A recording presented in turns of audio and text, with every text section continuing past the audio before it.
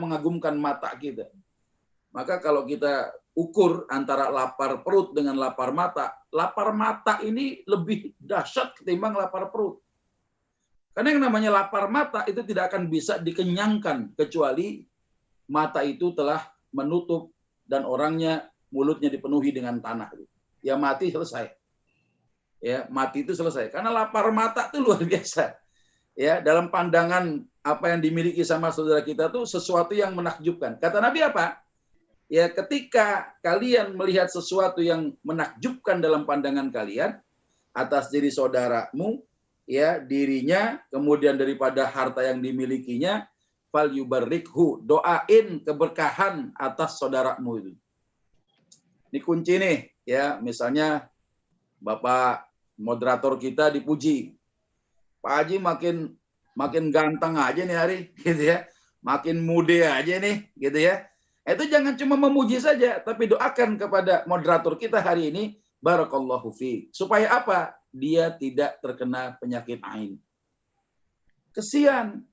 Ya, bahkan seorang sahabat Rasulullah yang namanya Sayyidina Umar bin Khattab radhiyallahu an, itu beliau tidak senang kalau ada orang yang suka memuji-muji dirinya. Gak mau. Ya, kenapa? Karena pujian-pujian itu bisa membawa ya kepada bentuk kemalangan, musibah yang namanya penyakit ain. Karenanya Rasulullah sampaikan fa innal aina haqqun.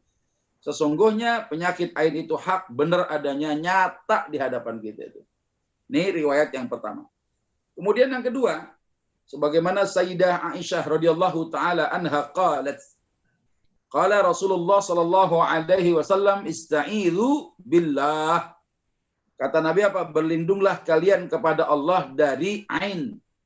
Pandangan mata yang jahat. Fa innal aina haqqun. Karena sesungguhnya ain itu adalah benar adanya. Ini hadis yang kedua. Ya. Nah, kemudian hadis yang berikutnya daripada sahabat Abdullah ibn Abbas radhiyallahu taala anhuma meriwayatkan. Anin Nabi sallallahu alaihi wasallam qala al-ainu haqqun. Kata Nabi, ya penyakit ain atau mata yang jahat itu benar-benar ada. Ya walau kana syai'un sabaqal qadara sabaqathu al-ainu. Kalau seandainya ada sesuatu yang bisa mendahului takdir, maka dia akan didahului oleh yang namanya ain. Ya nanti buat yang masih bingung kita lihat ya apa sih komentar Al-Imam An-Nawawi ketika mensyarahkan hadis ini. Ya, kata beliau, segala sesuatu terjadi takdir Allah Azza wa Jalla dan tidak akan terjadi kecuali sesuai dengan apa yang telah Allah takdirkan dan didahului oleh ilmu Allah. Maksudnya bagaimana? Ketika Allah Subhanahu wa taala memiliki perbendaharaan ilmu yang kalau seandainya ilmu Allah diukur, ya, kita mencatatnya ilmu Allah itu dijadikan pohon-pohon sebagai penanya, kemudian air laut sebagai tintanya untuk menuliskan kalimat Allah, menuliskan ilmu Allah, ya tidak akan cukup untuk menuliskan ilmu Allah sekalipun ditambah 7 kali lipat ya air lautan di dunia ini yang sama dengan pohon-pohon ditambah 7 kali lipat, ya ini tidak akan selesai untuk menulis kalimat-kalimat Allah itu. Nah, salah satu ilmu yang Allah turunkan kepada Rasulullah Muhammad SAW adalah yang namanya pengetahuan tentang sebab akibat penyakit ain. Rasulullah sudah sampaikan tuh, ya penyakit ain itu dimulai daripada pandangan yang mengagumkan, kemudian muncul sifat hasadnya. Ya, yang dengan sifat hasad itulah memediasi pandangan-pandangan yang jahat untuk menyebarkan racun, sumpah serapah, keburukan-keburukan dan lain sebagainya, yang itu bisa berakibat apa? Si benda hidup bisa punya anggota badan dan lain sebagainya, khasiatnya menjadi hilang. Ya, khasiatnya menjadi hilang. Kullu syai'in maziyah. Segala sesuatu itu punya maziyah, punya talent, punya khasiat, punya kegunaan, itu bisa hilang. Dan kata Ibnu Qayyim Al-Jauziyah di dalam kitab Tibbun Nabawi dijelaskan bahwasannya yang namanya penyakit ain tidak hanya menyerang benda hidup, tapi benda mati pun bisa. Handphone antum bisa rusak, mobil antum bisa mogok, rumah bisa rubuh dan lain sebagainya. Ya, termasuk kebun ya yang kita besoknya ingin memanen hasil di antara tanaman yang kita tanam, bisa saja kemudian besok menjadi rusak. Gara-gara apa? Adanya bahaya penyakit ain itu. Tapi kata Imam Nawawi rahimahullah bahwasannya ya kita nggak usah khawatir. Kenapa? Sekalipun bahaya tuh ain tidak akan jadi bahaya kecuali apa yang telah Allah takdirkan atas kita. Jadi yang dimaksud dengan takdir itu kita sudah dikasih tahu lewat lisan Rasulullah Shallallahu Alaihi Wasallam. Ya bahwasannya kalau ada sesuatu yang bisa mendahului takdir seseorang, maka ain itulah yang mendahulinya. Maksudnya apa? Ada sebab akibat. Kalau kamu melakukan ini akan berakibat begitu kepada orang lain. Ya, kalau kamu melakukan hadza, maka orang lain akan merasakan hakaza. Ya, begini. Maka semenjak itulah Rasulullah yang melarang kita ya untuk berperilaku hasad, ya. Jangan sampai kemudian hanya mengagumi sesuatu tapi kita tidak mendoakan ya kebaikan pada orang yang dilihat ada sesuatu yang mengagumkan ada pada dirinya. Makanya orang tua kita dulu, Pak Haji ya, Pak moderator nih, ya. Pak Haji mungkin pernah ingat tuh, Betawi dulu tuh kalau ada anak yang suka dipuji-puji sama orang tuanya, udah serem aja udah. Ya, jangan muji-muji anak lo, ntar anak lo sakit gitu ya. Kadang-kala banyak dilakukan oleh para orang tua. Ya, pujian-pujian. Ya, kenapa? Karena ada pada diri seorang anak yang di mata orang tua ada sesuatu yang menyenangkan hati orang tua. Ya, sesuatu yang mengagumkan, baik itu prestasi, bentuk tubuhnya, ya bentuk fisiknya, bentuk wajahnya, yaitu mengagumkan seorang tua. Dan itu kalau seandainya sesuatu yang mengagumkan tadi, ya kita tidak mendoakan keberkahan kepada anak-anak kita, bisa jadi anak-anak bisa mengalami yang namanya penyakit ain. Tiba-tiba sakit, nggak nafsu makan, badannya kurus, udah gede nggak bisa ngomong. Ya, padahal ada temennya yang sepantaran sama dia, ya permainan sama dia udah bisa jalan, dia belum bisa jalan-jalan juga. Ini bisa jadi. Ya, karena perilaku orang tuanya yang senantiasa memuji-muji anak ini. Diceritakan kebaikan anak ini dipuji-puji di hadapan tetangganya. Dia lupa tuh, tidak semua tetangga demen seperti apa yang dia sampaikan. Ya, namanya juga air laut siapa yang ngasinin katanya. Ya, anak-anak lu ya, yang muji-muji lu juga. Nah, lu babe aja lu maknya gitu kira-kira. Banyak orang yang bisa. Makanya Mas Rasulullah pernah ada katanya orang anak yang dagunya itu cantiknya luar biasa, dagu anak itu. Yang dagu ini tidak dimiliki oleh anak-anak lain. Maka diperintahkan kepada orang tuanya untuk menutup dagu anaknya. Supaya apa? Tetangga nggak lihat, nanti kalau lihat khawatir hasad tetangganya. Ya, ini riwayat berikutnya. Ya, nah fenomena yang terjadi di hadapan Rasulullah SAW, ya, itu pernah beliau menemukan seorang anak wanita di rumah salah satu istri beliau. Anan Nabiya sallallahu alaihi wasallam ra'a fi baitiha jariyatan fi wajhiha saf'ah. Ya, di mana Rasulullah pernah melihat seorang anak wanita di rumah Ummu Salamah yang pada wajahnya ada tanda kehitam-hitaman. Kalau bahasa kita itu biar antum gampang mudahnya, ada aura yang redup wajahnya. Ana ngelihat wajah-wajah antum di Zoom ini, Masya Allah, ini ahli surga insya Allah. Ya, Ana doain tuh antum semua masuk surga itu. Ini ada 100 orang yang bergabung, ya. Juga kita doakan teman yang nggak bisa masuk, mungkin kapasitasnya udah nggak muat lagi, kita doakan antum nih semua ahli surga wajah-wajah insya Allah. Amin. Nah, wajah orang beriman itu, barakallahu fiik. Semoga Allah memberkahi kita semua. Wajah orang beriman itu Masya Allah, auranya tampak. Kenapa? Karena kebeningan hatinya, karena kerosihan hatinya. Ya, karena wajah itu pancaran hati. Dan Masya Allah, nikmat yang paling besar yang Allah berikan kepada badan kita, itu ada pada wajah. Orang kalau lihat ganteng sama cakepnya, nggak lihat badannya bagus sampai kagak, gitu kan. Yang dilihat pertama kali apa? Wajahnya dulu, gitu kan. Ya, maka wajah ini nikmat terbesar dari Allah Subhanahu wa taala. Kenapa demikian? Wajah manusia, kalau lagi kita lihat kawan kita pagi datang ke kantor, mukanya semblep, ya mukanya demek, mukanya kecut-kecut, mukanya asem, wah berarti dia lagi marah nih sama bininya nih. Iya nggak? Ada teman yang mukanya ceria datang, kenapa? Wah baru dapat proyek nih, baru dapat bonus dari bosnya nih, wah kelihatan.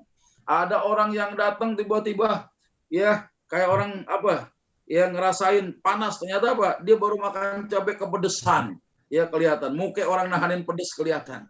Ya ada juga orang yang nahanin pipis dari rumah sampai kantor, ya dia kebelet, mukanya kelihatan, Masya Allah. Ya tapi kalau muka binatang, ya muka binatang begitu aja. Ya kalau datang antum ke Ragunan, ya lihat singa, lihat macan, antum nggak bisa bedain tuh macan lagi Lagi seneng, lagi galak gitu kan. Lagi seneng, lagi marah, atau lagi sedih kita nggak tahu. Karena muka binatang ya begitu aja. Ya, makanya ketika ada suami istri itu KDRT berantem gitu, ya karena satu permasalahan di rumah tangga, Nabi sampaikan apa? Sekalipun laki-laki boleh mendidik istrinya dengan cara memukul, tapi mukulnya bukan pukul yang mengakibatkan luka, berdarah, lebam, ya sampai kemudian si istri kemudian visum ya ke dokter, laporin ke polisi, suaminya tidak. Dan bahkan Nabi sampaikan apa? Ya wala tadribil wajah. Jangan kau pukul bagian wajahnya. Kenapa? Karena wajah itu nikmat terbesar. Dan Nabi melihat pada wajah seorang anak wanita ini ada auranya yang redup. Ya. Faqala, kemudian Nabi bersabda, istarku laha fa inna biha nadhrah. Ya. Jadi Nabi perintahkan untuk meruqyah. Ruqyah itu anak karena dia ya terkena penyakit ain. Nah, ini adalah fenomena yang ada di hadapan Rasulullah Shallallahu Alaihi Wasallam. Nah, sehingga ulama menerangkan kepada kita, ain itu apa sih sebenarnya? Ma'khuzatun min ana ya'inu. Asalnya daripada kata ana ya'inu. Artinya apa? Idza asabahu bi'ainih. Ya, terkena sesuatu hal dari mata, ya kata ulama. Wa asluha, asalnya apa sih? Pertama, min i'jabil aini bi syai'. Awalnya adanya pandangan seorang yang melihat sesuatu itu menakjubkan. Jadi ketika kita melihat sesuatu yang menakjubkan dari pandangan kita itu pertama. Tsumma tattabi'uh. Kemudian diiringi pandangan mata yang mengagumkan tadi dengan apa? Nafsihil khabitha. Ada sifat negatif dalam pikirannya. Ya, ini pikirannya udah mulai hasad nih. Ya bagaimana supaya nikmat itu jatuh kepada dirinya. Atau dia ada bentuk penyesalan. Kenapa sih yang dapat hadiah umroh sama hadiah haji, kawan kita kerja yang baru tuh, padahal Anda udah lama. Ya kerja udah jadi senior. Kalau orang bilang apa ya, udah jadi karuhunnya di situ. Saking kelamaan tuh orang gitu kan. Ya kenapa dia tuh yang baru dapat hadiah umroh, nggak gue aja. Anda ada pikiran seperti itu. Tsumma tasta'inu ala tanfidhi sammuha binadhariha ilal ma'in. Kemudian dia menjadikan pandangannya itu menjadi media untuk menghantarkan racun kepada orang dipandangnya.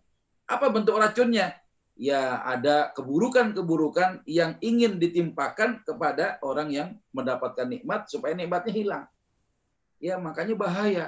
Ya sehingga ulama sampaikan apa? Fakullu ainin hasidun walaysa kullu hasidin ainan. Setiap orang yang menyebabkan penyakit ain itu rata-rata mereka adalah orang yang hasad. Namun tidak semua orang hasad bisa menimbulkan ain. Kenapa demikian? Karena ada orang yang dihasadkan sedemikian rupa, ya ternyata nggak kena penyakit ain. Kenapa? Dia punya penangkalnya. Ini kita pelajarin nih. Ya, bagaimana menangkal adanya penyakit ain ini. Dan ternyata pandangan kagummu bisa sebabkan ain, sekalipun hasadnya nggak ada.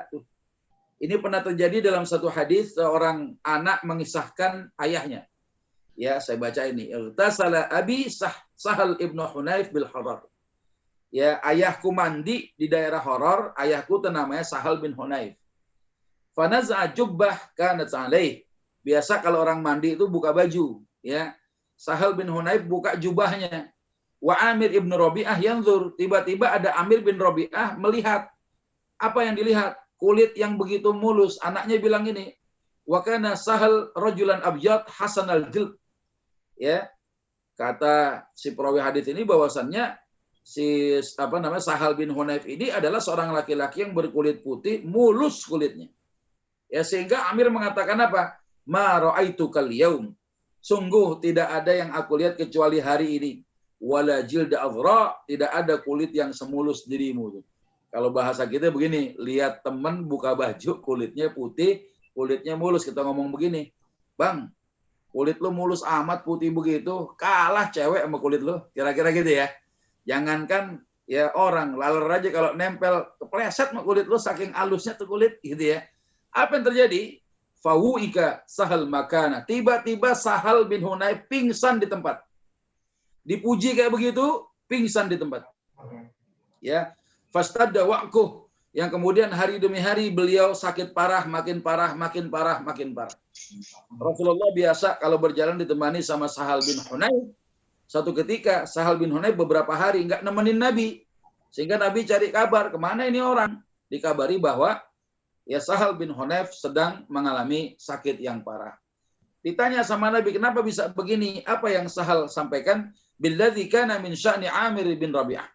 Ya Rasulullah, ini gara-gara perbuatan Amir bin Rabi'ah. Ya, kemudian Nabi bersabda, "Ala ma yaqtul ahadukum akhah, ana barakta." Ya. Kenapa sih ada orang yang menyakiti saudaranya? Ya, kenapa ada orang yang menyakiti saudaranya tapi dia tidak kemudian mendoakan keberkahan atas dirinya? Jadi kalau kita melihat sesuatu yang menakjubkan pada diri orang lain, diri saudara kita, ya doakan barakallahu fiik, barakallahu fiikum untuk terhindar daripada penyakit ain ini. Akhirnya Rasulullah memanggil Amir bin Rabi'ah, kemudian diperintahkan untuk berwudu, yang sisa air wudunya ini dimandikan ke badan Sahal ibn Hunayf, maka Allah Subhanahu wa taala takdirkan Sahal kemudian sembuh daripada sakitnya. Ini Masya Allah ya. Cuma pandangan mengagumkan begitu saja, nggak ada sifat hasad, membuat ya Sahal bin Hunayf itu pingsan, sakitnya parah. Ya, nah ini sudah berapa banyak ucapan-ucapan emak-emak nih buat anaknya. Ya, ucapan-ucapan suami muji-muji bininya. Ya, ucapan bini muji-muji suaminya kadang ya bukan didoakan keberkahan, tapi seakan-akan ya sesuatu yang menakjubkan itu hanya ada pada diri makhluk, tidak dikembalikan kepada Allah Subhanahu wa taala. Hancur sudah. Ya. Kalau misalnya kita nanam pohon, tiba-tiba pohonnya berbuah, ya. Pohon itu diajak ngomong itu, ya semoga Allah memberkahi pohon ini. Yang Allah tumbuhkan yang buahnya memberikan manfaat buat manusia. Ya kan? Ya, bukan cuma kembali kepada aku, ya. Aku yang beli nih pohonan, belinya mahal, bibitnya unggul, gue yang jago nanam nih, makanya buahnya sampai lebat begini. Besok gua panen, pas besok dipanen hancur, ya kampret makanin tuh, ya ada kampret makanin buahnya dia. Nah, ini bukan tidak mungkin, atau mungkin buahnya kemudian diangkat tidak manis, ya buahnya atau banyak yang busuk. Nah ini biasanya ya ada yang namanya penyakit ain. Jadi kadang-kala begitu, dan bahkan ada seorang wanita yang terkena penyakit ain dari pandangannya sendiri waktu ngaca di dandan. Ya biasa perempuan dandan dipakai gincu, pakai eyeshadow. Ya, dia pakai apa lagi? Pakai dempul buat ngedempul pipinya gitu kan. Dia lihat tuh, ya di cermin. Apa dia bilang? Wah, pokoknya laki gue mah nggak salah milih gue kawin sama gue. Ya, gue cakep di antara kampung ini, gue doang yang cakep. Besoknya sakit. Ya, nggak nafsu makan, sering-sering muntah-muntah. Bukannya hamil, sering muntahnya. Karena dia kena penyakit ain tadi. Ya, akibat pandangan pada dirinya sendiri terlalu ujub. Ya, sehingga dari sesuatu pandangan ini bisa berakibat pada dirinya itu. Ya. Nah, sehingga ini sunnahnya, bagaimana ketika kita melihat sesuatu yang mengagumkan kita, fal yubarrikhu, maka doakan keberkahan untuk saudaranya ini. Jadi Masya Allah ya, seperti itulah Nabi sampaikan kepada kita. Nah, selanjutnya, bagaimana pandangan kita, ini kita ini sebagai pelaku, calon pelaku nih, agar pandangan dari kita ini yang melihat sesuatu yang mengagumkan ada pada diri orang lain, kawan, pimpinan kita barangkali, yang jangan sampai dia menderita kena penyakit ain gara-gara pandangan mengagumkan kita. Ya, pertama, jauhkan sifat hasad. Bagaimana cara menjauhkan sifat hasad? Kata Nabi, unzur atau unzuru ila man asfala minkum wala tanzuru ila man huwa fauqakum. Ya. Lihatlah orang yang ada di bawahmu, jangan lihat orang yang ada di atasmu itu. Jadi urusannya bagaimana? Kalau ini menyangkut masalah nikmat Allah. Ya, kalau lihat orang kaya, naik jabatan, rumah besar, mobil mewah, banyak duitnya. Gak cuma duit, sarang-sarangnya dia punya. Makanya tuh orang ada gelar, duren sawit, dudak keren, sarang duit. Wah tuh dudak. Berkata bininya udah mati. Ya, dia orang kaya gitu kan, duitnya banyak, gak cuma duitnya dia punya, sarang-sarangnya dia punya. Ya, nah kita kalau ngelihat yang begitu akan muncul sifat hasad kita. Ya, nah kalau kita melihatnya ke atas terus nggak lihat ke bawah, pertama pegel. Coba leher antum kalau antum nenggak sehari-hari terus begitu, ya leher pegel juga gitu kan. Yang kedua, nah, kita akan mengukur diri kita dengan nikmat yang Allah berikan kepada orang lain, sehingga kita melupakan nikmat yang telah Allah berikan kepada kita. Jangan, maka Nabi sampaikan apa? Lihat dalam urusan nikmat Allah ke bawah, jangan lihat ke atas. Sifat hasadnya hilang. Kenapa? Kita jadi syukur nikmat. Orang yang punya punya motor jangan lihat yang punya mobil, lihat yang punya sepeda.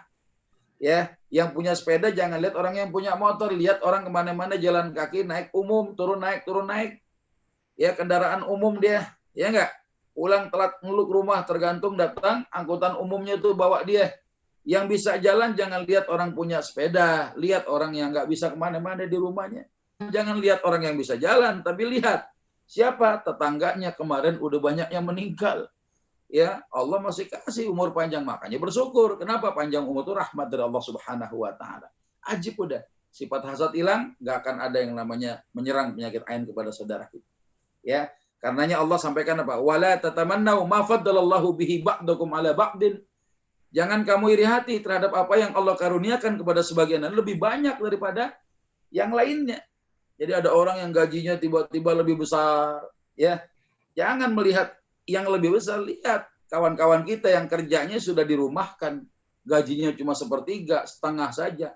Yang setengah gajinya jangan lihat yang full gajinya, lihat orang yang boro-boro kerjaan ada baru dipecat, pesangonnya telat. Ya, belum dibayar, gitu kan, dia nggak punya gaji, Masya Allah. Jadi kalau kita melihat nikmat Allah ke bawah, kenapa menghilangkan sifat hasad kita? Yang kedua, doakan keberkahan saudara kita. Sering-sering kita mendoakan. Ya, ada orang pulang daripada umroh, barakallahu fiik, barakallahu fiikum. Ada orang baru menikah lagi, ya menikah lagi. Dulu sudah nikah, ya sempat bercerai dia, tiba-tiba dia nikah, ya sama orang yang lebih cakep daripada bini yang dulu, walaupun dia disebut apa? Mahmud Abbas, ya. Mamah muda, anak baru satu. Dia dikata jande, begini mukanya. Wah elah. Kita doain, ya jangan kita malah ngiri. Itu mah perempuan cocoknya buat gua, bukan dia. Jangan begitu. Doakan keberkahan. Ya, barakallahu lakuma. Semoga Allah memberkahi kalian berdua. Masya Allah. Ya sifat hasad hilang. Ya kita memuliakan saudara kita dengan doa-doa keberkahan, ya. Nah yang berikutnya apa? Banyak-banyak baca Masya Allah la quwata illa billah. Saya yakin nih kalau jamaah saya cuma tampil muka doang di layar, ya saya baca Masya Allah la quwata illa billah, antum zikirnya di kuping doang, dengernya di kuping doang. Tapi kalau di layar antum kelihatan begini, demi Allah hati antum sedang berzikir sekarang. Ngucapin apa? Masya Allah la quwata illa billah. Ya. Jadi orang-orang Arab nyiasatin supaya nggak kena penyakit ain, ya mobil mereka nggak mogok, ya nggak hancur gara-gara pandangan jahat, gara-gara mobil yang baru. Mereka kadang bikin kaligrafi, ditulis di belakang kaca mobilnya, tulisannya salah satunya ini, Masya Allah la quwata illa billah. Jadi orang yang memandang akhirnya baca itu, ya supaya apa? Supaya tidak kena penyakit ain, ya. Nah yang kedua. Sekarang kita sebagai calon korban, gimana caranya biar kita nggak jadi korban kena serangan ain? Ya ini penting nih Bang. Ya, mudah-mudahan bisa jadi pelajaran. Pertama, berlindung kepada Allah Subhanahu wa taala.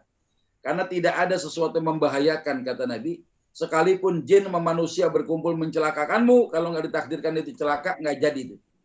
Sekalipun jin dan manusia berkumpul untuk memberikan manfaat kepada dirimu, kalau itu bukan takdirnya manfaat, nggak jadi manfaat atas dirimu. Makanya berlindung pada Allah Subhanahu wa taala. Dan penyakit ain ini bukan serangan jin, bukan serangan sihir, bukan serangannya dukun-dukun, ya. Tapi memang ini asli murni pandangan yang mengagumkan diiringi sifat hasad yang bisa melemahkan khasiat yang ada pada sesuatu itu. Ya, itu gara-gara itu ilmu Allah itu, ilmu Allah. Karena sihir, walaupun nanti cara pengobatannya hampir sama dengan menangani gangguan jin, gangguan sihir, karena dia termasuk ya kejahatan juga asalnya gitu. Ya. Nah, ini yang pernah terjadi, Rasulullah pernah mendoakan dua cucu, ya, dua orang cucu beliau Hasan wal Husain, ya Hasan Husain, ya. Beliau mendoakan dengan doanya bagaimana? Yaqul u'idzukuma bikalimatillahi tammah min kulli syaitanin wa hammah wa min kulli ainin lammah. Ya, aku berlindung dengan kalimat yang sempurna daripada gangguan syaitan, binatang berbisa, dan dari setiap mata yang jahat. Jadi Nabi saja memohon pada Allah Subhanahu wa taala, ya, agar cucunya nggak kena penyakit ain. Ya, karena banyak orang hasad, orang dengki dan lain sebagainya. Ya, termasuk kita nih. Ya, jadi orang tua, jadi kakek, jadi engkong, ya. Engkong punya cucu, Kong. Nah, jangan terlalu buru-buru ngagumin si cucu ini, Kong, tapi doakan tuh, ya. Cucu antum supaya apa? Supaya dia mendapatkan kebaikan di sisi Allah Subhanahu wa taala, terhindar daripada penyakit ain dari sebab mata yang jahat itu. Yang berikutnya, tumbuhkan sifat tawadu. Nah, kalau orang sudah bicara tawadu itu apa? Ya, tawadu itu bukan tahu warna duit, bukan. Ya, tawadu itu apa? Ya, rendah hati, memuliakan orang lain. Sebagaimana Al-Imam Asy-Syafi'i pernah mengatakan apa? Arfa'un nas qadran man la yuri qadruh. Orang yang paling tinggi kedudukannya adalah orang yang tidak pernah menampakkan kedudukannya. Ya, ada satu perusahaan, satu kantor, dia sebagai bosnya. Bosnya biasa aja dah, jabatannya baur aja udah. Kenapa? Orang nggak akan iri sama dia, orang nggak akan hasad sama dia. Kenapa? Karena setiap orang diperlakukan sama. Bahkan dimuliakan lebih mulia ketimbang dirinya, Masya Allah. Ya, wa akbarun nas fadlan man la yuri fadlu. Orang yang paling mulia, kata Al-Imam Syafi'i, adalah orang yang tidak menampakkan kemuliaannya di hadapan orang lain. Sudah kemuliaan Pak Andreas tuh yang terakhir, dendanya office aja udah hampir 500 jutaan tuh. Hampir suatu.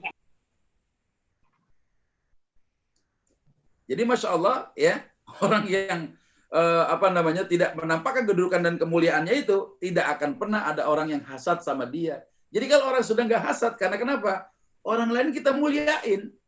Ya, dia tidak akan pernah ya memunculkan pandangan-pandangan yang jahat tadi. Kenapa? Karena memang tidak ada sesuatu yang kita banggakan di hadapan dia. Ya, seakannya Rasulullah sampaikan dalam hadis yang lain apa? Innallaha auha ilayya. Sesungguhnya Allah telah mewahyukan kepadaku, kata Nabi, antawadu'u hatta la yafkhara ahadun ala ahadin. Ya, aku diperintahkan oleh Allah atas wahyu yang Allah berikan kepadaku, kalian hendaklah ya saling punya sifat tawadu, sehingga tidak ada orang lain bisa membanggakan di hadapan orang lain. Ya, tidak ada orang yang membanggakan sesuatu di hadapan orang lain. Kenapa? Karena kita punya sifat tawadu. Kalau sudah sifat tawadu itu muncul, sesuatu yang dibanggakan kagak ada, orang memandangnya juga biasa saja. Tapi kalau ada kebanggaan kita terhadap harta, kebanggaan kita terhadap jabatan, kebanggaan kita ternyata banyak orang menganggap kita orang yang mulia, ya, maka banyak nanti orang yang hasad, orang yang muncul sifat iri hati, dengki, dan lain sebagainya. Ya. Yang berikutnya, penyakit ain ternyata bisa timbul dari pandangan mata seseorang. Mulai sekarang berhenti pamer kenikmatan. Ya, hari ini nih umroh, orang mendapatkan kesempatan yang jarang, hanya sekian ratus orang saja dari Indonesia berangkat. Ya, nah ini kemudian pada saat di sana kebetulan keluarga kerajaan membuka ya partisi hijab yang menghalangi jamaah dengan Ka'bah, sehingga orang itu bisa nyium Hajar Aswad. Ya, karena ini kesempatan langka dalam kondisi pandemi sekarang, bininya tiba-tiba foto suaminya, dipajanglah di medsos gitu ya kira-kira. Orang memandang, ya walaupun kita niatnya barangkali pengen supaya kita mendoakan teman-teman yang belum bisa umroh, supaya bisa umroh punya keinginan kuat. Tapi orang yang melihat kalau dia busuk di hatinya, jelek pikirannya, ini bahaya. Ya, umroh gratis aja loh, gitu kan. Ya, baru nyium Hajar Aswad aja di foto-foto, gue nyium bini gue tiap hari, gak gue pajang di medsos katanya. Ya, macam-macam tuh orang pikiran jelek seperti itu. Nah, jadi hati-hati. Ya, kadang-kala kita munculkan apa? Kita foto sama keluarga kita gendong anak kita. Ya, ini kadang-kala niatnya sih nggak ada masalah, tapi orang memandang ketika dia memandang sesuatu. Enak bener ya, kayak si Fulan tuh anaknya banyak gitu ya. Kenapa dia sih? Ah, gitu kan. Kenapa nggak gue aja sih? Ah, harus sudah begitu, repot sudah. Ya, karenanya hati-hati. Dulu manusia jadi makhluk sosial, sekarang jadi makhluk media sosial. Ya, kemana-mana pengennya orang itu masuk dalam kehidupan kita. Hati-hati.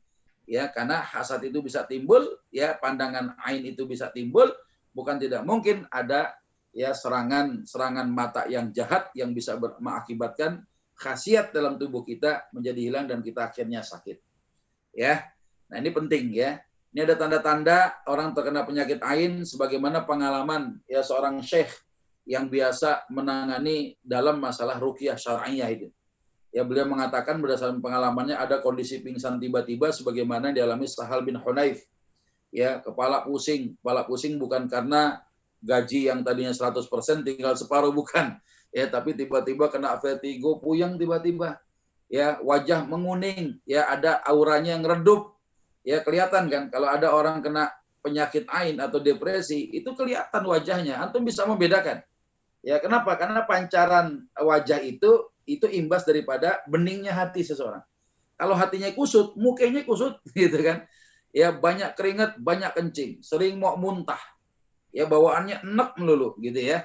Sedikit tidur atau banyak tidur. Ini yang lucu nih. Harusnya kalau banyak uang kita demen, kalau banyak tidur capek. Ya, kalau banyak duit enak, pilih banyak duit, gitu kan? Ya, ini banyak tidurnya atau nggak bisa tidur, nggak nafsu makan, padahal makannya enak-enak di rumah. Ya, termasuk juga apa? Ada kepanikan, perasaan takut yang tidak normal. Ini pun bisa juga termasuk muncul akibat ain. Ya, nah ketika kita terkena penyakit ain itu, kalau kita tahu orangnya, kita tinggal minta dia berwudu, wudunya basuhkan ke badan kita. Tapi ya, kalau kita tidak tahu apakah ini penyakitnya asli daripada penyakit yang memang ya pada umumnya, atau memang penyakit itu akibat ain. Karena kita nggak tahu, ya nggak usah sibuk-sibuk nyari tahu siapa. Ya kita cukup apa? Cukup bersabar kepada Allah Subhanahu wa taala. Karena kata Nabi apa? Ajaban li amril mu'min, sungguh mengagumkan orang yang beriman itu ketika dikasih musibah sabar, ada pahalanya di situ. Ya. Nah, kenapa kau harus bersabar? Ya mau ngapain lagi? Ma asaba min musibatin illa biiznillah. Karena kalau nggak Allah izinkan, musibah itu nggak akan datang kepada seseorang kecuali dengan izin Allah itu. Wa man yu'min billah faqad yahdi qalbah. Wa man yu'min billah yahdi qalbah. Ya, siapa yang beriman kepada Allah, maka Allah kasih petunjuk di hatinya. Ya, saya alhamdulillah ngalamin sakit 3 bulan kemarin tuh. Ya, 3 bulan saya ngalamin sakit. Ya, yang sakitnya itu ya alhamdulillah saya merasakannya bagaimana? Dulu barangkali waktu ada orang kena sakit, kita barangkali nasihatinnya gampang. Tenang bang, sakit itu nikmat dari Allah, ditinggikan derajat antum, diampuni dosa-dosanya. Kan gampang tuh. Nasihatin orang, gantian saya dah. Yang kena sakit, belajar sabar, belajar ikhlas. Ternyata ikhlas dan sabar nggak ada teorinya, harus antum merasakan itu. Ya, kalau sudah merasakan baru tuh tahu yang namanya ikhlas, yang namanya sabar. Kayak kita makan cabai, makan sambal.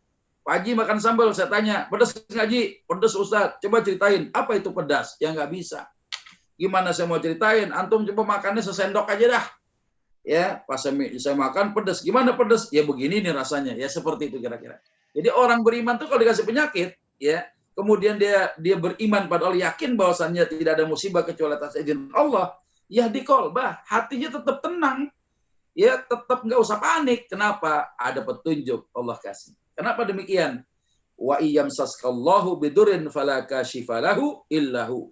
Kalau Allah menimpakan satu mudarat kepadamu, tidak akan ada yang dapat menghilangkannya kecuali Allah sendiri yang menghilangkan penyakit itu.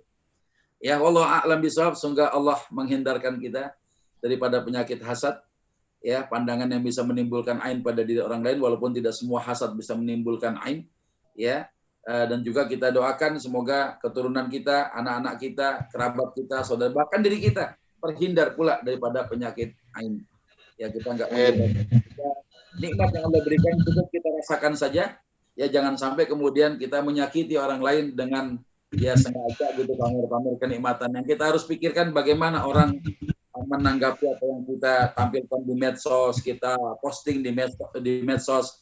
Ya, yang kita khawatir mereka kemudian jadi berbuat dosa dengan hatinya.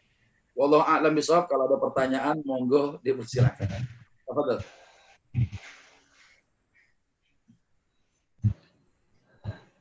Silakan bagi yang ingin menanyakan. Di chatbox sudah banyak nih. Iya. Izin Pak Cep. Banyak Pak Cep. Ya, lanjutkan siapa yang ingin menanyakan. Iya, di chatbox. Muhammad Amin ya, udah ada nih. Silakan menanya. Pak Cep, izin tanya Pak Cep. Iya, silakan. Assalamualaikum warahmatullahi wabarakatuh. Waalaikumsalam warahmatullahi wabarakatuh. Ustaz, Ibnu sehat Ustaz ya. Lama nggak jumpa di pertemuan. Baik, Ustaz, izin tanya untuk kalau penyakit ain itu kan akan menimbulkan kedengkian atau penyakit hati ya, yang akhirnya akan menimbulkan penyakit jasmani. Kita sudah tahu mungkin ciri-cirinya secara fisik dan juga cara mencegah dan cara mengobatinya tadi sudah dijelaskan. Ya. Tapi di sini saya akan bertanya tentang bagaimana cara kita menyikapi orang yang hasad kepada diri kita nih, Ustaz nih. Gitu. Ya. Iya. Terima kasih, Ustaz. Baik. Assalamualaikum. Waalaikumsalam warahmatullahi wabarakatuh. Jadi Bang Rosuli, itu yang namanya sifat hasad itu kan penyakit hati ya. Salah satu daripada penyakit hati di dalam hati manusia. Kita nggak bisa mendeteksi orang itu. Ya, kita sulit mendeteksi orang itu memiliki sifat hasad dengan kita atau tidak. Ya, karena memang ini penyakit hati. Sehingga kalau bicara tentang hukum yang terkait dengan fikih misalnya, fikih saja tidak bisa menghukumi sesuatu yang invisible. Kecuali dia melakukan sesuatu yang bisa mengeluarkan isi hatinya. Misalnya orang hasad itu tiba-tiba melakukan sesuatu, ya menampakkan perilaku tertentu yang upaya perilaku tertentu ini ingin menghilangkan nikmat itu. Misal orang tuh baru naik jabatan, bagaimana upaya dia itu memfitnah si pejabat yang baru supaya turun dari jabatannya, antum naik. Itu baru kelihatan hasadnya. Ya, atau orang yang hasad ini ngomong, ada suaranya, kedengeran. Gue gedek banget tuh sama si fulan. Kenapa dia sih? Nah, itu kalau udah begitu namanya ketahuan hasadnya. Ya, tapi kalau semata-mata kita yang dihasadkan, ya nggak mungkin lah kita mendengar dari ucapannya, kemudian dia melakukan terang-terangan untuk menghilangkan nikmat kita, nggak mungkin. Dan kita tidak bisa menghukumi hati orang itu, dia hasad nih, dia riak nih, dia munafik sekalipun nggak bisa. Makanya Rasulullah kalau bicara tentang kemunafikan, ya contoh sekias dengan itu ya, ada orang munafik di Madinah dan itu banyak. Dan punya daftarnya, dan daftar ini disampaikan kepada Hudzaifah Ibn Yaman, seorang sahabat Nabi yang tahu rahasia siapa orang yang munafik di Madinah itu. Tapi Nabi itu tidak mengumumkan kepada sahabat yang lain. Kenapa? Karena memang orang ini dipandang masyarakat secara zahir, dia rajin ibadah juga, sholat berjamaah juga dia ngikut, ya kadang juga berbaur dengan kaum muslimin, nah sehingga tidak ada.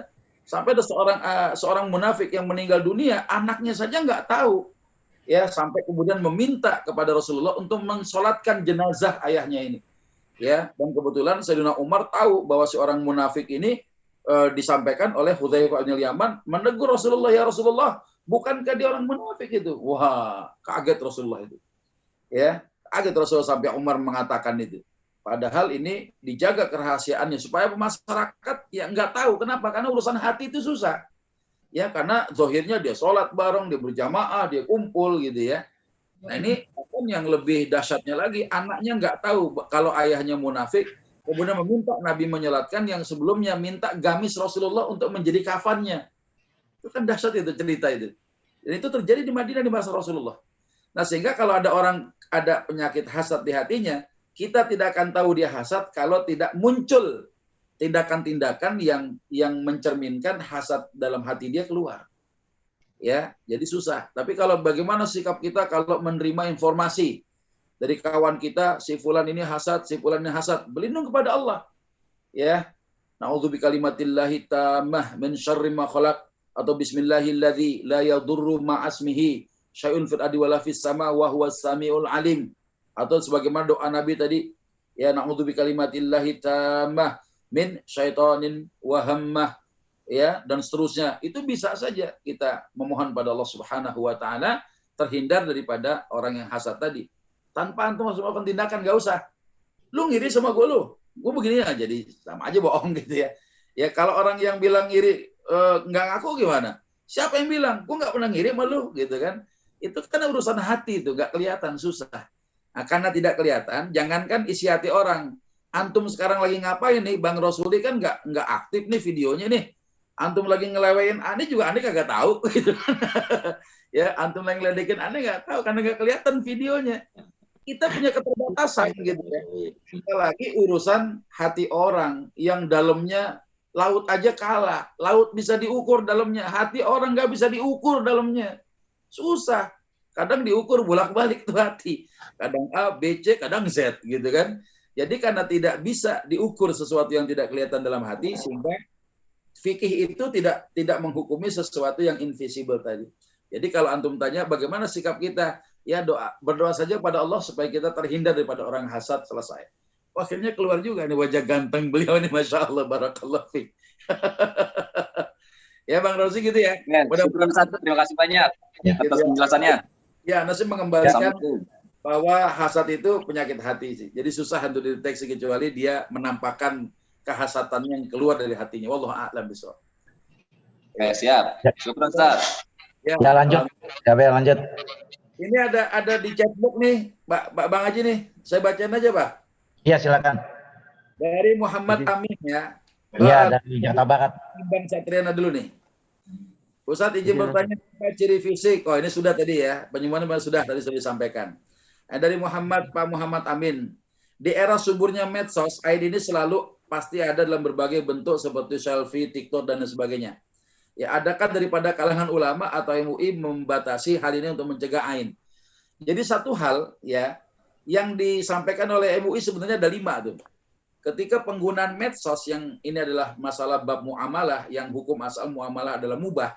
Tapi kemubahan kebolehan menggunakan medsos itu sebagai sarana komunikasi, sebagai sarana informasi, ya ini kebolehannya bisa berubah hukumnya jadi haram. Manakala ada 5 ya ilahnya, 5 sebab yang mengharamkan. Pertama apa? Ghibah. Ya. Ghibah itu apa? Ngomongin orang, menggunjing orang, gitu kan? Ya, kita kadang menghibah orang padahal dilarang oleh Rasulullah sallallahu alaihi wasallam. Kalau ngomong bener kenyataannya itu ghibah, kalau nggak bener namanya fitnah. Kan gitu ya. Nah, berapa banyak orang-orang yang di medsos itu memposting sesuatu justru menarik orang supaya menghibah dirinya, kan repot. Ya, misalnya kekonyolan yang ditampilkan. Ya, aplikasi TikTok ada manfaatnya, tapi mudaratnya lebih besar juga. Yang saya perhatikan apa? Orang sekedar just for fun aja, cuma sekedar senang-senang doang bikin aplikasi TikTok itu. Ya, dengan menanggalkan rasa malunya, menanggalkan muruah mereka. Bikin muka jelek, bikin gerakan-gerakan blow on gitu ya, yang itu mengundang orang ketawa gitu. Kemudian orang, ya itulah yang terjadi sekarang. Sementara Islam melarang orang menghibah, satu sisi kita menjadi pelaku yang menarik orang itu supaya menghibah kita. Kita pelaku, kita korban juga, bisa juga. Ya karena mempublish gitu ya, memposting segala sesuatu yang memicu orang supaya mengomentari sesuatu. Netizen itu, ya kan? Coba kalau ada apa namanya? Ya, ada postingan, nah lihat haters itu. Ya, sudah ghibah, nyinyir pula. Makanya yang kedua, nggak boleh ada bullying. Ya, body apa namanya? Body shaming gitu ya. Body shaming namanya. Body shaming apa itu ya? Yang suka mencela dari sisi tubuh ya, main fisik lo gitu. Lo kalau bercanda mah gue jangan main fisik dong, itu kira-kira gitu. Itu main fisik luar biasa. Ya, antum kadang-kala bikin apa namanya? Ngirimin apa tuh yang kalau di WA tuh stiker. Ya, pakai wajah orang udah begitu modelnya, ya kita nggak sanksikan, itu mah buruk lah mukanya. Jadi bahan ketawaan. Itu orang yang ngerasa dipasang tuh, dia tahu nggak tuh wajah dia viral jadi stiker itu. Ya, dipakai setiap orang, yang kita pakai wajah orang. Dan wajah orangnya yang mengundang orang ketawa dan mencibir dia. Kan nyinyir berarti ada di media sosial. Ya, nah jadi di antara 5 itu ya, ada ghibah, ada bullying, kemudian ada hoax yang nggak boleh, kemudian ada buzzer juga, ya termasuk juga pornografi dan porno asin yang nggak boleh kata ulama.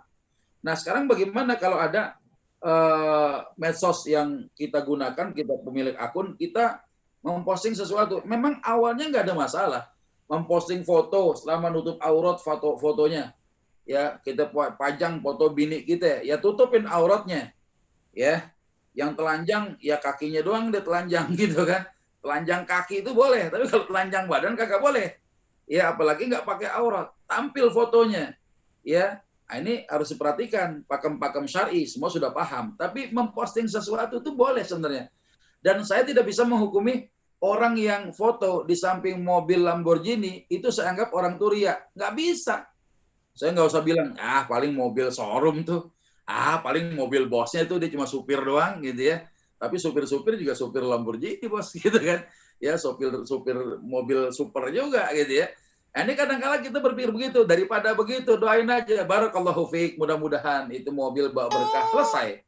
Karena itu kuncinya ketika melihat sesuatu yang mengagumkan, ya, idza ra'a ahadukum min akhihi au min malihi, yang melihat sesuatu dari saudaranya, min nafsihi au malihi, hartanya, mayu'jibu, sesuatu yang mengagumkan pandangan, falyubarrikhu, doakan keberkahan untuk dia. Kuncinya itu saja.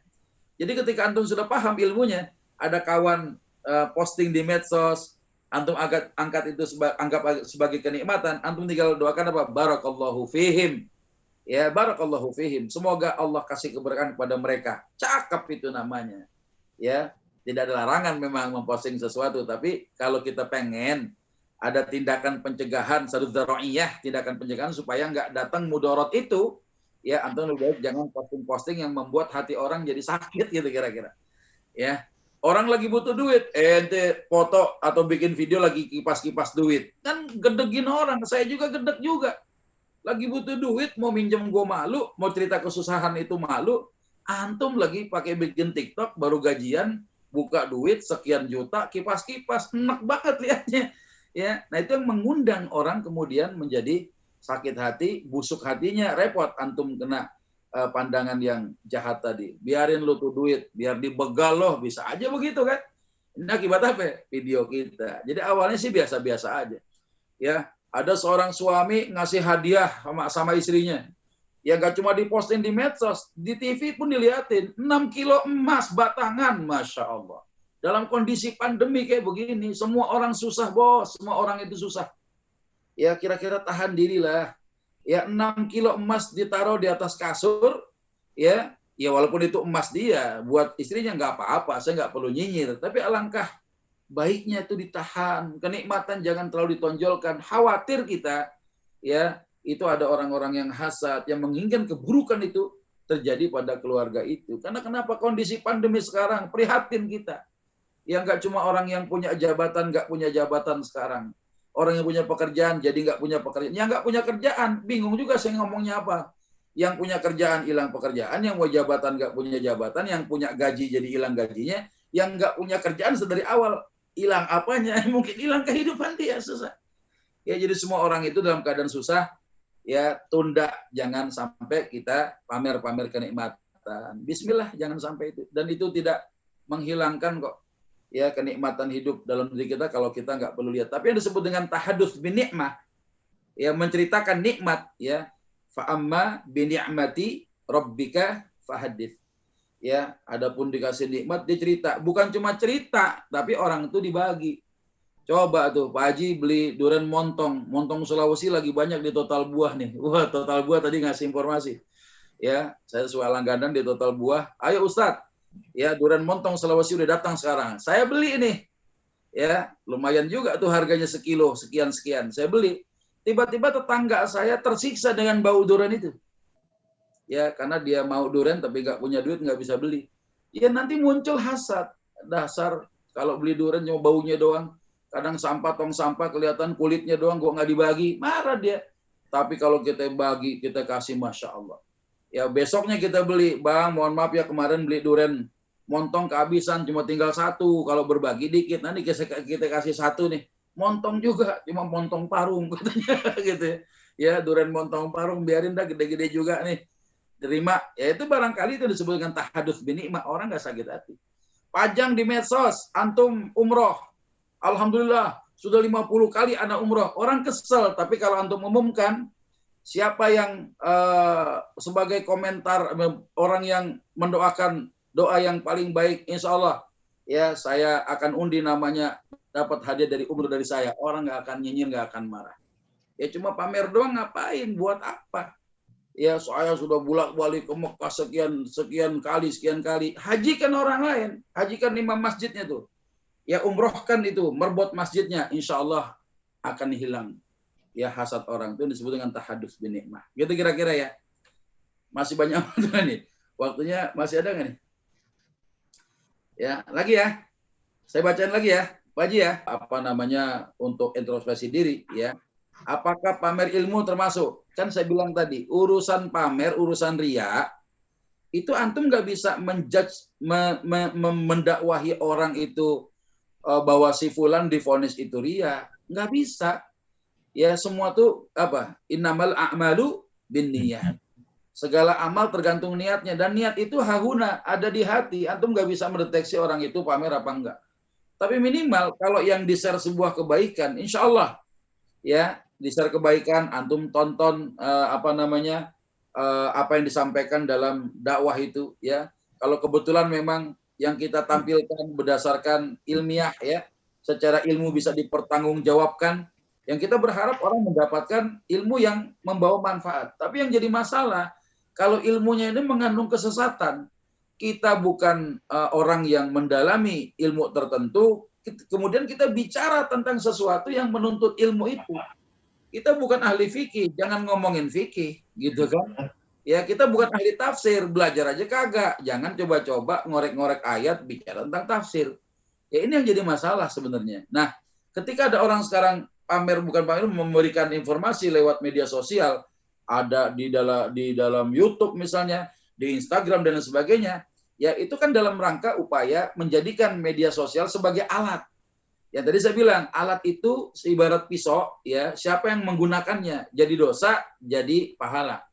Kalau pisau yang megang begal, apalagi sekarang lagi musim begal sepeda, nakut-nakutin korbannya pakai pisau, ya dosa dia, haram hukumnya.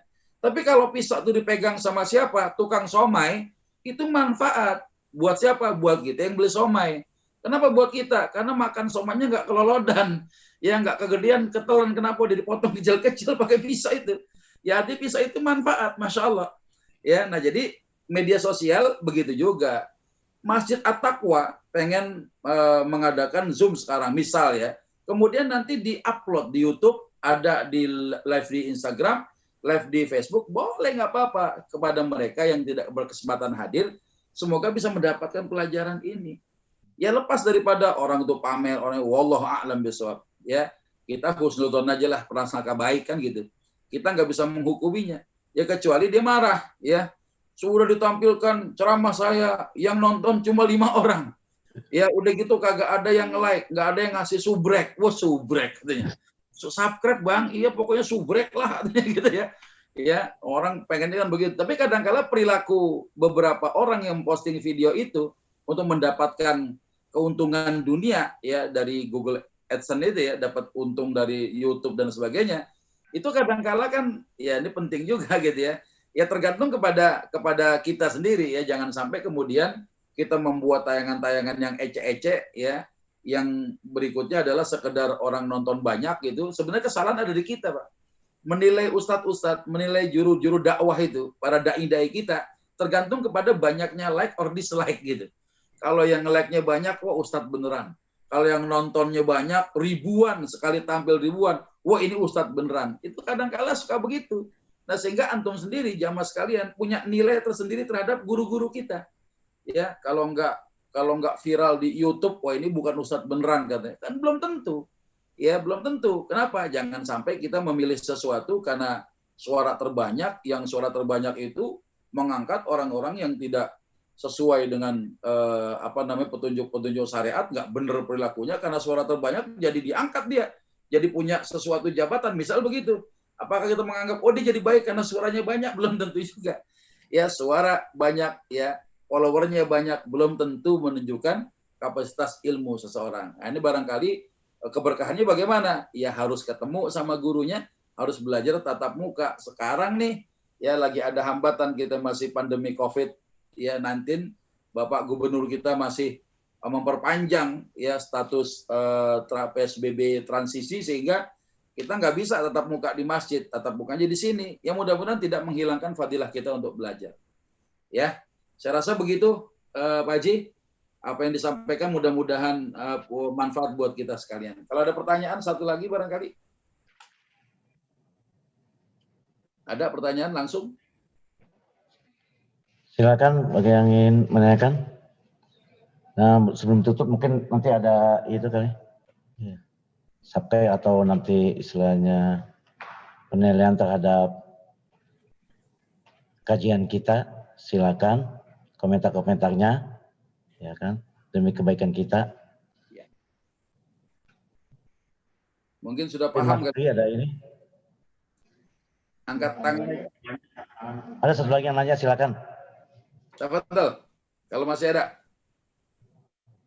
Pak Rasul ini mau tanya, sudah Pak Endang. Iya. Ini Kalau Pipin nih ada nggak nih? Dari ini nih, utara ada di ini. Atau dari Pusdiklat silakan yang menanyakan. Oh iya, ada satu lagi nih. Wanita nih, silakan. Iya, silakan. Silakan, Bu Yin.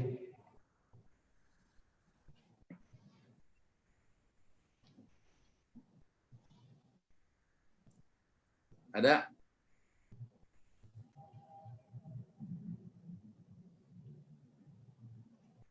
Silakan yang dari ini Ciracas.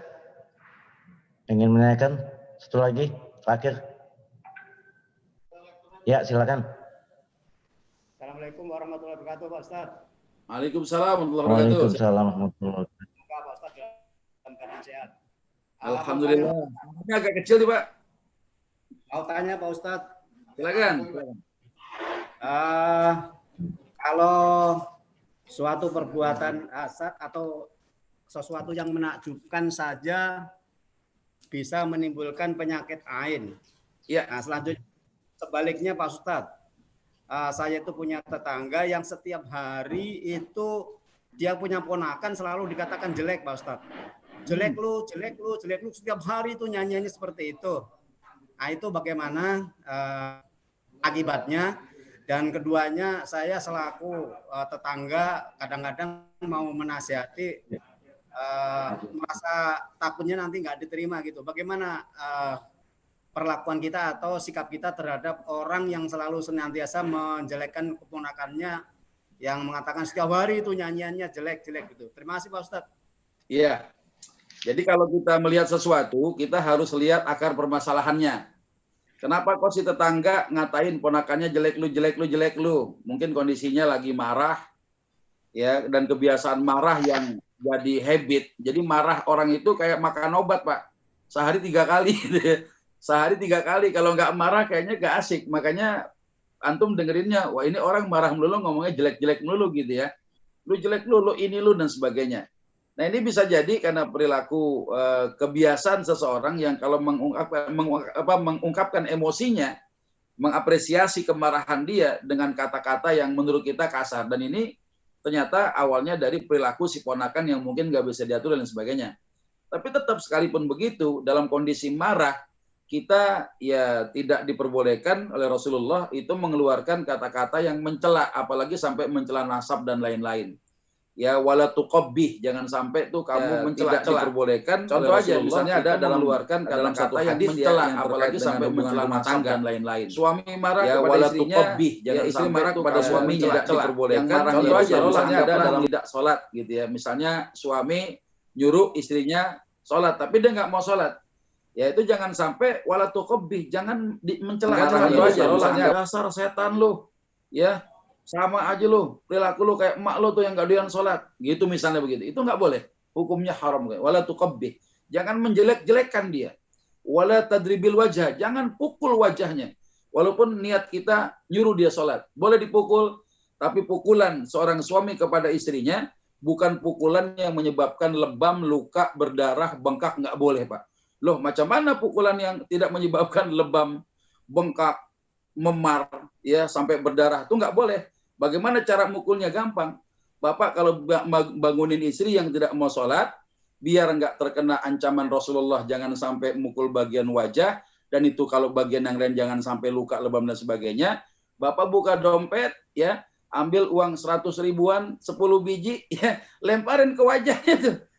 Bangun loh, ya selembar-selembar aja. Bangun nggak loh, ya, sholat subuh loh. Ya kayak orang nyawer, bininya demen, terus bang katanya. Ya insya Allah nggak nyakitin. Tapi yang sakit dompet Pak Haji ini. Ya duitnya kosong gitu ya. Nah jadi hal-hal yang semacam itu, orang boleh emosi, satu ketika orang boleh marah. Ya apakah marahnya lebih-lebih karena keburukan seseorang dan kita berniat untuk memperbaikinya, tapi jangan menghilangkan mudarat sama dengan mudarat baru gitu. Ya menghilangkan mudarat dengan mudarat baru. Anak gak mau sholat, ponakan gak mau sholat, kita kata-katain, ya walaupun itu benar, ya niatnya benar, tapi pelaksanaannya tidak sesuai. Sama kayak demonstrasi, Pak. Demonstrasi itu bisa halal, bisa haram, tergantung kepada niat dan caranya.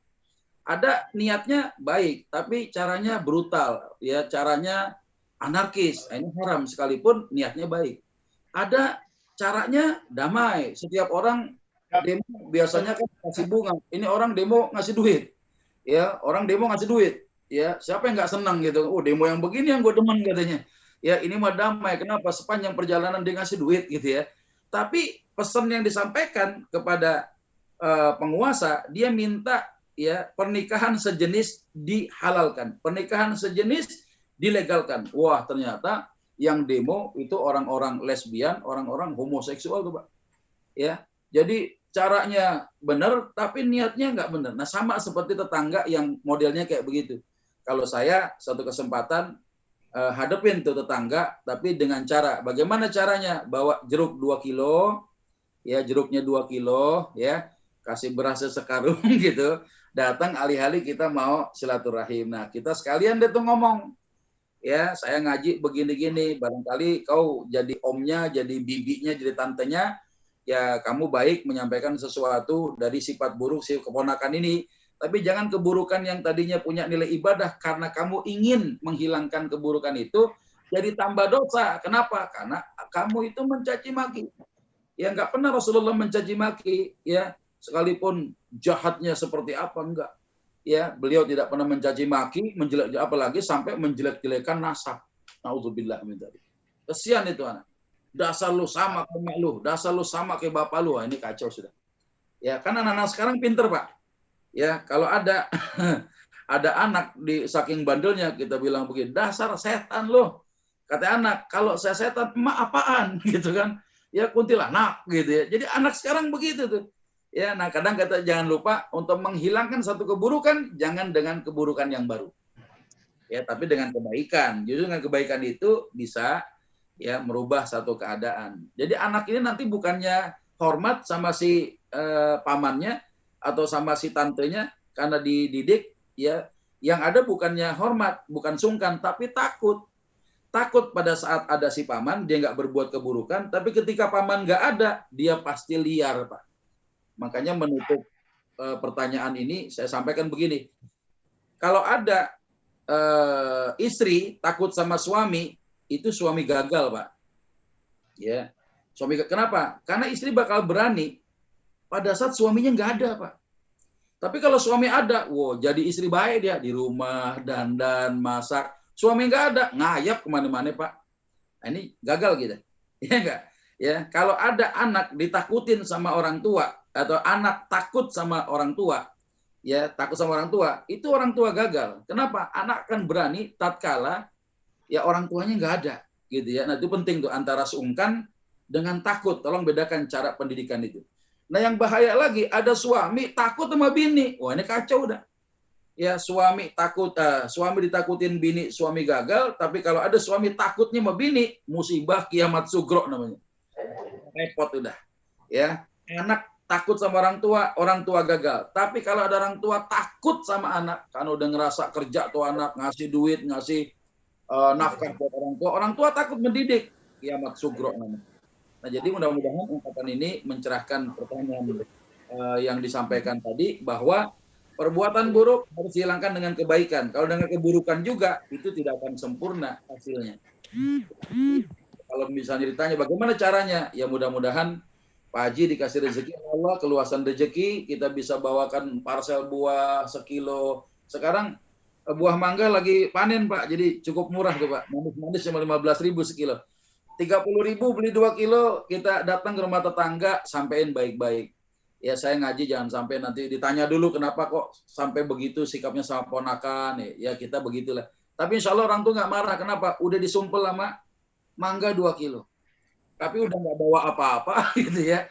Udah nggak bawa apa-apa datang ke situ, kita seakan-akan kayak ngeguruin. Nggak semua orang bisa nerima, Pak. Banyak cara lah. Insya Allah mudah-mudahan. Gitu aja ya. Mudah-mudahan bisa mencerahkan insya Allah. Barakallahu fiik. Terima kasih Pak Ustadz. Ya. Arahannya mudah-mudahan nanti bisa saya laksanakan kan untuk yang jadi pencerahan terhadap orang itu, karena saya sebentar lagi punya cucu Pak Ustadz. Oh, Takutnya Mas. takutnya Ya. cucu saya nanti dengar setiap hari ada nyanyian seperti itu, ikut-ikutan lagi gitu Pak Ustadz. Nah, betul, Pak. Iya dah, datengin dah. Jangan lupa manggahnya 2 kilo. Kebetulan depan rumah ada Amin, pohon. amin, Mas Ad. Iya, alhamdulillah. Assalamualaikum warahmatullahi wabarakatuh. Waalaikumsalam. Waalaikumsalam. Warahmatullahi wabarakatuh. Gimana?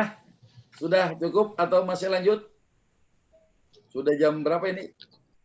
Waktu kelihatannya jam 10 kurang 5 menit Pak Ustadz. Ya. Dan sebelum ditutup, dari netizen bisa ngisi polling ceramah via Zoom, ditunggu 2 menit, setelah Ya. itu ditutup. Terima kasih. Baik.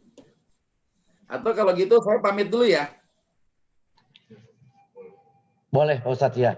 Terima Pamit. kasih atas Terima kasih ceramahnya atas Pak Ustadz kepada Dinas Penanggulangan Kebakaran dan Penyelamat Masyarakat Jakarta, Ya. terutama juga Pak Haji Parta sebagai pimpinan dinas kepegawaian, sebagai juga Ketua Masjid At-Taqwa, dan juga kepada netizen yang telah memberikan masukan-masukan, mendengarkan dari awal sampai akhir, mudah-mudahan mendapat berkah dan ridha Allah SWT. Demikianlah, kurang lebih mohon bukakan pintu maaf yang seluas-luasnya. Billahi taufiq wal hidayah. Wassalamualaikum warahmatullahi wabarakatuh. Waalaikumsalam warahmatullahi wabarakatuh. Ya, Terima kasih semuanya, Ustaz. Juga. ya, silakan lanjut dengan kegiatan antum. Saya terima kasih atas pertemuannya pada kesempatan hari ini. Insya Allah materi nanti akan saya share ke Kang Ibnu ya. Saya share buat antum yang butuh materi poin-poinnya. Mudah-mudahan bisa bermanfaat. Mohon maaf lahir batin. Barakallahu fikum. Assalamualaikum warahmatullahi wabarakatuh. Waalaikumsalam warahmatullahi wabarakatuh.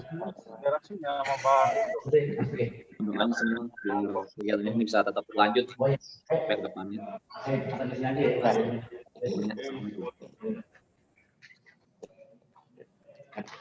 Bagi yang belum